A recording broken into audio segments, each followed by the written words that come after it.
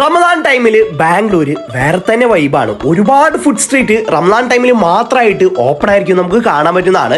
ഇത് കാണാൻ വേണ്ടി മാത്രമായിട്ട് ബാംഗ്ലൂർ ഒരുപാട് ആൾക്കാരാണ് വന്നുകൊണ്ടിരിക്കുന്നത്. അപ്പോൾ നമ്മളാണെങ്കിൽ ഒരു പുതിയൊരു ഫുഡ് ട്രിപ്പ് തുടങ്ങിയൊക്കെയാണ്. വേറെ ഒന്നുമല്ല, റമദാൻ ടൈമിൽ ഇന്ത്യയിലെ മെയിൻ സിറ്റീസ് ആയിട്ടുള്ള ബാംഗ്ലൂർ, ഹൈദരാബാദ്, മുംബൈ, ഡൽഹി ഇവിടെ എല്ലാം പോവാനാണ് നമ്മൾ പ്ലാൻ ചെയ്തിട്ടുള്ളത്. അപ്പോൾ നമ്മൾ ആദ്യം വന്നിട്ടുള്ള ബാംഗ്ലൂരാണ്. ബാംഗ്ലൂരിലെ പാർട്ട് 2 വീഡിയോ ആയിട്ടാണ് ഇന്ന് ഞാൻ വന്നിട്ടുള്ളത്. അപ്പോൾ ഇന്ന് നമ്മൾ നോമ്പ് തുറക്കാൻ പോകുന്നത് കോരമംഗലയിലുള്ള ഫുഡ് സ്ട്രീറ്റിലേക്കാണ്.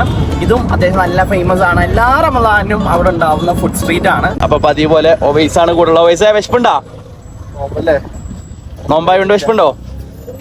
പറയാൻ പാടില്ല. ഹലോ, നമ്മൾ യൂബർ ഓട്ടോ ബുക്ക് ചെയ്തിട്ടൊക്കെയാണ് ട്രാവൽ ചെയ്യണത്. അപ്പൊ എന്തായാലും നമുക്ക് കോരമംഗലയിൽ പോയിട്ട് അവിടുത്തെ ഫുഡുകളൊക്കെ ഒന്ന് ട്രൈ ചെയ്താൽ. വൈകിട്ട് ഒരു 5 മണി തൊട്ട് അല്ലെങ്കിൽ ഒരു 6 മണി തൊട്ട് ഇവിടെ നിൽക്കാനേ പറ്റൂല. കാരണം അത്ര അധികം തിരക്കാണ്. ഒരുപാട് ആൾക്കാരാണ് ഇവിടെ എത്തിച്ചേരുന്നത്. ഒരുപാട് ആൾക്കാർ ഇത് കാണാൻ വേണ്ടി മാത്രമായിട്ട് വരുന്നുണ്ട്. ഒരുപാട് ആൾക്കാർ ഫുഡ് കഴിക്കാൻ വരുന്നുണ്ട്. അങ്ങനെ ഒരുപാട് ആൾക്കാർ, സത്യം പറഞ്ഞു കഴിഞ്ഞാൽ ഇതിന്റെ ഉള്ളിൽ സമാധാനത്തോട് കൂടിയിട്ട് നിങ്ങൾക്ക് ഫുഡ് കഴിക്കാമെന്ന് വിചാരിക്കേ വേണ്ട. ഇവിടുന്ന് പാർസൽ മേടിച്ച് കുറച്ചങ്ങോട്ട് നീങ്ങി നിന്ന് കഴിക്കലായിരിക്കും ഏറ്റവും നല്ല ഓപ്ഷൻ. മൊത്തം 3 ഫുഡ് സ്ട്രീറ്റ് ആണുള്ളത്. നമ്മൾ ആദ്യം പോകാൻ പോകുന്നത് എംപയറിലാണ്. അതല്ലാണ്ട് അവിടെ ഒരു ഫുഡ് സ്ട്രീറ്റ് ഉണ്ട്, പിന്നെ അവിടെ ഒരു ഫുഡ് സ്ട്രീറ്റ് ഉണ്ട്. എംപയറിന്റെ ഫുഡ് സ്ട്രീറ്റ് കുറച്ചുകൂടി വൃത്തിയുള്ളതാണ്. ഓക്കെ, ഒരുപാട് ആൾക്കാരുണ്ട്. എന്തോരം ആൾക്കാർ ഇവിടെ വന്നിട്ടുള്ളത്. ഇവിടെ ലൈവായിട്ട് ചോക്ലേറ്റിന്റെ ഫൗണ്ടെയിൻ ഉണ്ട്. പിന്നെ ഇതാ ഇവിടെ മൊയ്റ്റോസ് ഉണ്ട്. പിന്നെ ഇതാ ഇവിടെ ലൈവായിട്ട് മൊബക്ക, സർബത്ത്, പിസ്ത, മാംഗോ, അങ്ങനെ ഒരുപാട് ഐറ്റംസ് ഉണ്ട്. ഇവിടെ ഫുള്ള് മലയാളികളാണ്. അല്ലാണ്ട് വേറൊരാളെ നമുക്ക് കാണാൻ പറ്റില്ല. പൈസ നോമ്പറന്നാ എന്തോരം ആൾക്കാരല്ലേ, ഇഷ്ടംപോലെ ആൾക്കാരുണ്ട് കേട്ടോ. ഇവിടെയൊക്കെ നോക്കിയേ, ലൈവായിട്ട് ഒരുപാട് സ്നാക്സ് ഉണ്ട് കേട്ടോ. ഇതിനൊക്കെ ഗംഭീര റേറ്റ്. ഓരോ പീസിനാണ് അവർ ചാർജ് ചെയ്യണത്. എനിക്ക് തോന്നുന്നത് റമദാൻ എന്ന് പറഞ്ഞാൽ ഇവർക്കൊരു ഫെസ്റ്റിവൽ പോലെയാണ്. ഒരുപാട് വെറൈറ്റി സ്നാക്സ്, നമ്മളൊന്നും കാണാത്തയും കേൾക്കാത്തതായിട്ട് ഒരുപാട് വെറൈറ്റി സ്നാക്സ് നമുക്ക് ഇതിനുള്ളിൽ കാണാൻ പറ്റുന്നതാണ്. സത്യം പറഞ്ഞാൽ ഇതെല്ലാം ഇങ്ങനെ വെച്ചേക്കുന്ന കാണാൻ തന്നെ ഒരു പ്രത്യേക രസമാണ്. ഇത്രയും തിരക്കിന്റെ ഇടയിൽ വീഡിയോ എടുക്കാന്ന് പറഞ്ഞാൽ തന്നെ അത് ചില്ലറ കാര്യമായിരുന്നില്ല. കാരണം നമുക്ക് അവിടെ നിൽക്കാൻ പോലുള്ള സ്പേസ് പോലും ഉണ്ടായിരുന്നില്ല. ഞാൻ ആദ്യം അതിൻ്റെ ഉള്ളിൽ വെറുതെ നടക്കാന്ന് വിചാരിച്ചു. കാരണം അതിൻ്റെ ഉള്ളിൽ എന്തെല്ലാം ഉള്ളത് നമുക്കൊന്നും അറിയണ്ടേ. പക്ഷെ നോമ്പെടുത്തിട്ട് ഇതിന്റെ സ്മെല്ല് എല്ലാം സഹിച്ച് നടക്കാന്ന് പറഞ്ഞാൽ അത് ചില്ലറ കാര്യമായിരുന്നില്ല. എത്ര ആൾക്കാരുണ്ടാവുന്ന ഗസ്റ്റ് ഇവിടെ മാത്രം ഇതുപോലെ എന്തോരോ സ്ട്രീറ്റുകൾ ഉണ്ട്. ഞങ്ങൾ നോമ്പ് തുറന്നിട്ടുണ്ടായിരുന്നു എംപയർ ഫുഡ് സ്ട്രീറ്റ് വെച്ചിട്ടാണ്. ഫുഡ് സ്ട്രീറ്റ് തുടങ്ങണ തന്നെ ഒരു മൊയ്റ്റോയുടെ സ്റ്റോൾ വെച്ചിട്ടാണ്. അവിടുന്നാണ് ഞങ്ങൾ നോമ്പ് തുറന്നിട്ടുണ്ടായിരുന്നത്. ഒരുപാട് വെറൈറ്റി മൊയ്റ്റോസ് പുള്ളിക്കാരൻ നമുക്ക് ഉണ്ടാക്കി തന്നിട്ടുണ്ടായിരുന്നു. സ്ട്രോബെറി മൊയ്റ്റോയും ഗ്രീൻ ആപ്പിളും എല്ലാം നമ്മൾ ഓർഡർ ചെയ്തിട്ടുണ്ടായിരുന്നു. നോമ്പ് തുറക്കുമ്പോൾ മൊയ്റ്റോ കുടിക്കുമ്പോൾ കിട്ടുന്ന ഫീൽ ഉണ്ടല്ലോ, അത് നെക്സ്റ്റ് ലെവലായിരുന്നു. ഭയങ്കര റിഫ്രഷിംഗ് ആണ്. എന്തോ ഒരു സുഖല്ലേ ഇത് കുടിച്ചപ്പോ. പിന്നെ ഞാൻ നേരെ പോയത് അതിന്റെ ഉള്ളിൽ തന്നെ എംപയറിന്റെ ഫുഡ് സ്ട്രീറ്റിന്റെ ഉള്ളിലായിട്ട് തന്നെ അൽറാസ മന്തിയുടെ ഒരു സ്റ്റോൾ ഉണ്ട്. അവരുടെ മട്ടൻ ഹലിയും കഴിക്കാനാണ് ഞാൻ പോയിട്ടുണ്ടായിരുന്നത്. How much for this? Only 280 rupees. ഒരു രക്ഷയില്ലാന്ന്, ഒരു രക്ഷയില്ലാത്ത ടേസ്റ്റ് ആയിരുന്നു. എനിക്ക് ഭയങ്കരമായിട്ട് ഇഷ്ടപ്പെട്ടു. ഇത് കഴിച്ചു തീർത്താൽ നമുക്ക് വേറെ ഒന്നും കഴിക്കാൻ പറ്റില്ല. നിങ്ങൾ ഈ സ്ട്രീറ്റ് കാണാൻ വരികയാണെങ്കിൽ എന്തായാലും അൽറാസ മന്തിയുടെ മട്ടൻ ഹലിയും കഴിച്ചു നോക്കുക. നിങ്ങൾക്ക് എന്തായാലും ഇഷ്ടപ്പെടും. അടുത്ത സാധനം കഴിക്കാം.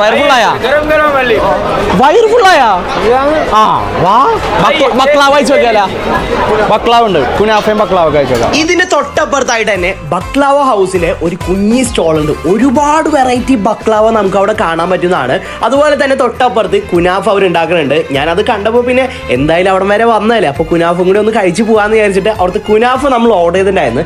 സത്യം പറഞ്ഞു കഴിഞ്ഞാൽ നമ്മൾ ഹലീം കഴിച്ച ടേസ്റ്റ് അങ്ങോട്ട് വായിന്ന് പോയി. ഭയങ്കര ശോകം കുനാഫയായിരുന്നു.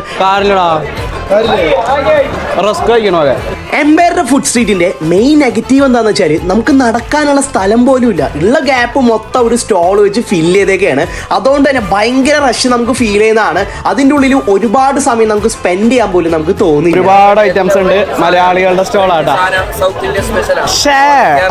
സ്വീറ്റ്സ് മാത്രമേ ഉള്ളൂ.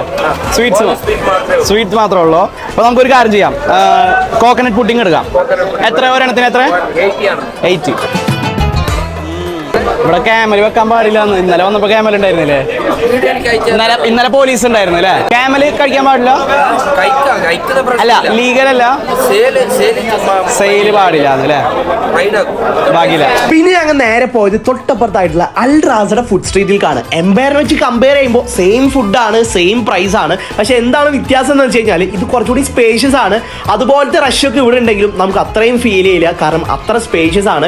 നമുക്ക് നടക്കാൻ കുറച്ചും കൂടി സ്പേസ് ഇവിടെ ഉണ്ട്. ഗൈസ് നടക്കൂ. ആൾക്കാരെ ചവിട്ടിലുണ്ടാ നല്ല ഇടി കിട്ടും. എനിക്ക് ഇടി കിട്ടിയാൽ ഞാൻ ഓടും. നിന്നെ അറിയില്ല അതും ഞാൻ പറയും. സത്യം പറഞ്ഞാല് റമദാൻ ടൈമിൽ ഇതെല്ലാം നമ്മൾ എക്സ്പീരിയൻസ് ചെയ്യേണ്ടതാണ്. കാരണം ഇത് റമദാൻ ടൈമിൽ മാത്രമാണ് ഇവർ ഓപ്പൺ ആകുള്ളൂ. ഇനി ഇതെല്ലാം കാണണമെങ്കിൽ നമ്മൾ അടുത്ത റമദാനിൽ പോകണം. അതുകൊണ്ട് തന്നെ ഉള്ള സമയം മാക്സിമം ഇതിനായിട്ട് ഞാൻ സ്പെൻഡ് ചെയ്യാന്ന് വിചാരിച്ചു. അപ്പൊ ഇങ്ങോട്ട് കയറി വരുമ്പോൾ തന്നെ ഒരു ഗ്ലാസ് മൊഹബത്ത് കാ സർവത്ത് ഞാൻ കുടിച്ചിട്ടുണ്ടായിരുന്നു. തൊട്ടപ്പുറത്ത് ഷായിത്തു കൂടെ ഉണ്ടായിരുന്നു. എന്നാൽ പിന്നെ അതും കൂടെ ഒന്ന് കഴിക്കാന്ന് വിചാരിച്ച് ഇവിടുത്തെ എല്ലാ സ്റ്റോളിലും ഒരു മലയാളിയെങ്കിലും നമുക്ക് കാണാൻ പറ്റുന്നതാണ്. കാര്യം ചെയ്യും. ആദ്യം കുടിക്കട്ടെ. ആദ്യം കുടിക്ക്.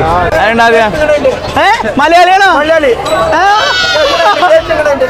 സൂപ്പർ. എല്ലാ സ്റ്റോളിലും ഓൾമോസ്റ്റ് 90% കോമൺ സ്നാക്സ് ആണ് നമുക്ക് കാണാൻ പറ്റുക. തൊട്ടപ്പുറത്ത് നമ്മളൊരു കുറച്ച് കബാബ് ഓർഡർ ചെയ്യുന്നതായിരുന്നു. നല്ല കിടിലൻ കബാബാണ്. എനിക്ക് ഭയങ്കരമായിട്ട് ഇഷ്ടപ്പെട്ടു. ഒരു രക്ഷയില്ലാത്ത ടേസ്റ്റ് ആയിരുന്നു. ഇതിൻ്റെ ഉള്ളിലേക്ക് കയറും തോറും ഒരു വലിയൊരു ലോകമാണ് നമുക്ക് കാണാൻ പറ്റുക. ഒരുപാട് വെറൈറ്റി ഫുഡ് സ്റ്റോളുകളുണ്ട്. നമ്മളൊന്നും കാണാത്തയും കേൾക്കാത്തതായിട്ട് ഒരുപാട് വെറൈറ്റി ഫുഡ് ഐറ്റംസ് നമുക്കിവിടെ കാണാൻ പറ്റുന്നതാണ്. അതെ, ഇതിൻ്റെ ഉള്ളിൽ ബീഫ് സ്റ്റേക്ക് കിട്ടും. വാ, ബീഫ് സ്റ്റേക്ക് കഴിച്ചു നോക്കാം. വാ. ആള് പറഞ്ഞത് ഇഷ്ടമായില്ലെങ്കിൽ പൈസ കൊടുക്കണ്ടെന്നിട്ടാ. ആള് പൈസ കൊടുക്കണ്ടെന്ന് പറഞ്ഞിട്ടുള്ളത്.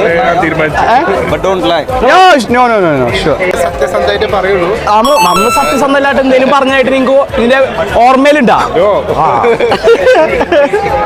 ബീഫ് സ്റ്റേക്ക് നമുക്കൊന്ന് കഴിച്ചു നോക്കാം. ഒരു പീസിന് 200 രൂപയാണ് ഇവർ ചാർജ് ചെയ്യണത്.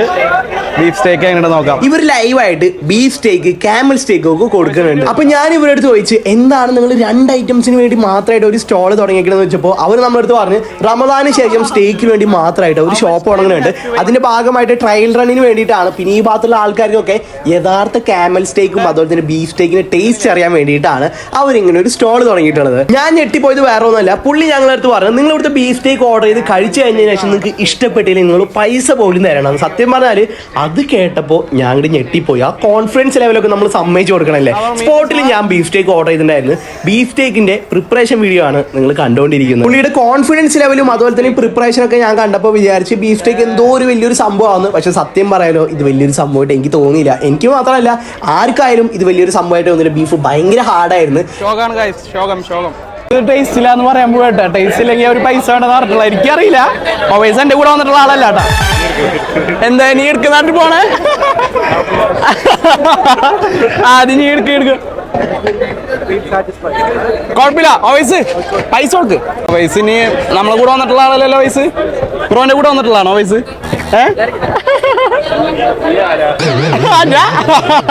ആളെന്തേലും ന്യായീകരിച്ചോ? മീറ്റ് നമ്മള് ഭയങ്കര ഹാർഡാ. ഇനി നമുക്ക് ഉള്ളിലേക്ക് വേണ്ടല്ലേ. പോവാ, മതിയായി, മടുത്ത് എനിക്ക് ഇവിടുന്ന് പോവാ. ഈ രാജ്യത്ത് നിന്ന് തന്നെ പോവാ മതിയായില്ലേ? ബ്രോ അല്ലേ നോമ്പറന്നിട്ടൊന്നും കഴിക്കാതെ കഴിക്കും ബ്രോ. ബീഫ് സ്റ്റേക്ക് ലാസ്റ്റ് ഓവൈസ് പുള്ളിയുടെ അടുത്ത് പറഞ്ഞ് ഞങ്ങൾ ഫുൾ പൈസ ഒക്കെ കൊടുത്ത് കുറച്ച് ഡിസ്കൗണ്ട് ചെയ്ത് തന്നു പുള്ളി. പിന്നെ ഞാൻ വിചാരിച്ചു ഇതെല്ലാം കൂടിയിട്ട് ഒരുമിച്ചൊന്ന് കാണാമെന്ന് വിചാരിച്ച് വെറുതെ ഒരു റൗണ്ട് ഒന്ന് നടക്കാമെന്ന് വിചാരിച്ചു. ഒരുപാട് വെറൈറ്റി എന്തോ ടൈറ്റംസ് ആണ് ഇതിൻ്റെ ഉള്ളിൽ ഇവർ പ്രിപ്പയർ ചെയ്യണത്. കുറച്ചും കൂടി ഉള്ളിൽ പോയി കഴിഞ്ഞാൽ നമുക്ക് ഒന്നും കാണാൻ പറ്റില്ല. ഫുൾ പുകയാണ്. പിന്നെ ഞങ്ങൾ അധികം ഒന്നും കഴിക്കാൻ നിന്നില്ല. കാരണം ഭക്ഷണം കഴിച്ചതിന് ഞങ്ങളൊരു പരിവായി കഴിഞ്ഞു. Football wire full. ഞങ്ങൾ പെട്ടുപോയത് ഈ ഒറ്റൊരു സ്റ്റോളിലാണ്. വേറെ ഒന്നുമല്ല, നമ്മളിങ്ങനെ പുറത്തേക്ക് ഇറങ്ങുമ്പോൾ ഒരുപാട് ആൾക്കാർ ഒരാളിങ്ങനെ കുലുക്കുണ്ടാക്കണം, ഇങ്ങനെ നോക്കി വീഡിയോ ഒക്കെ എടുത്തോണ്ടിരിക്കണേ. പിന്നെ ഞാൻ നോക്കുമ്പോൾ അത് ഉണ്ടാക്കുന്ന ഒരു മലയാളിയാണ്. മലയാളിയാണോ?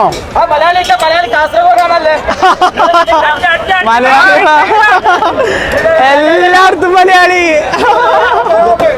ഞാൻ അവിടെ പോയി അവിടുന്ന് വീഡിയോ എടുക്കുന്ന സമയത്ത് അവർ നമ്മളടുത്ത് ചോദിച്ച് എന്താണ് വേണ്ടതെന്ന്. അവിടുത്തെ സ്പെഷ്യൽ ഐറ്റം എന്താണെന്ന് ചോദിച്ചപ്പോൾ അവർ നമ്മളടുത്ത് പറഞ്ഞു മാംഗോ കുലുക്കി. ഞാൻ ഒരെണ്ണം പറഞ്ഞിട്ടുണ്ടായിരുന്നുള്ളൂ, പക്ഷെ ഒരു 4-4 എണ്ണം നമുക്ക് തന്നിട്ടുണ്ടായിരുന്നു. പക്ഷെ അത് ഭയങ്കര ഷോക്കായിരുന്നു.